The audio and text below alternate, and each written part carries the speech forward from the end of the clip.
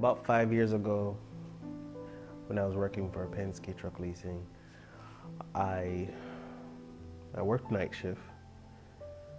So when the tractor trailers passing through the Tampa Bay area, and they break down, they would dispatch us to, to render service, maybe a flat tire, someone ran out of fuel, and different services that, emergency roadside service. So one particular night, I think it was morning rather, I think it was about 5 o'clock in the morning. We were scheduled to get off at 7. Got a call for someone need a jump. So packed up my truck, loaded up the battery, extra battery just in case he needed a battery, and off I went. Pulled up at a red light. I've always had this bad habit of when I'm at a red light and turns green. I don't know who I'm racing with, I've always been the first one to take off. Bad habit I had. And I kind of knew it was going to come back and haunt me one day. So I was at a red light on my way to this service call when I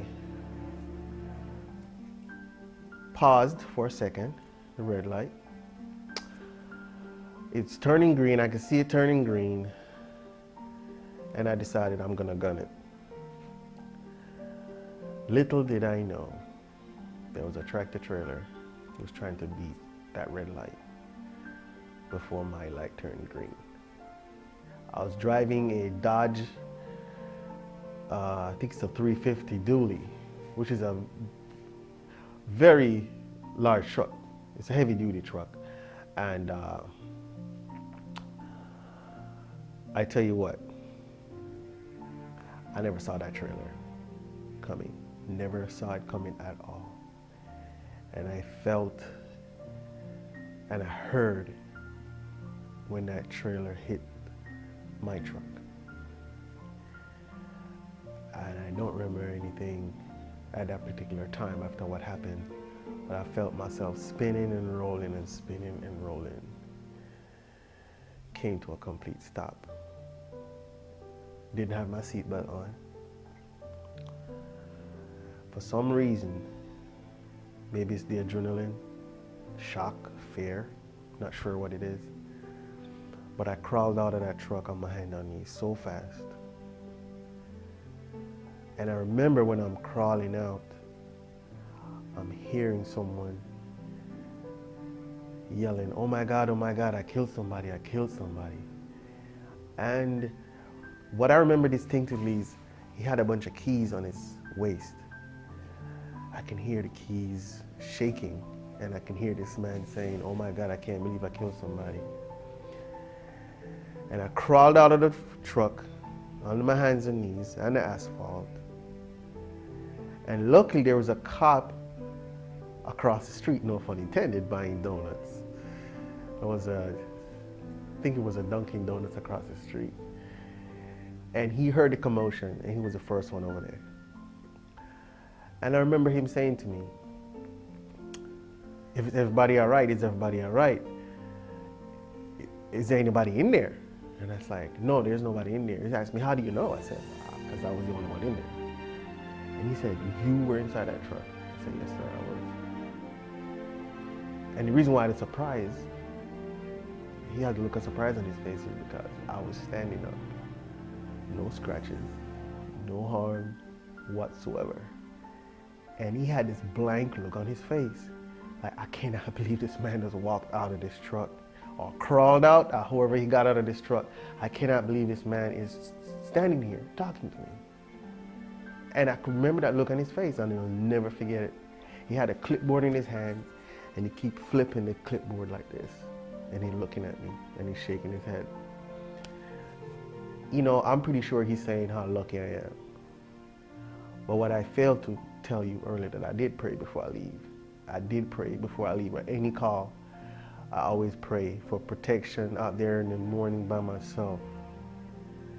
But, if whether or not he was a Christian, but the word luck didn't come into play with me there. I knew why I was standing there talking to him.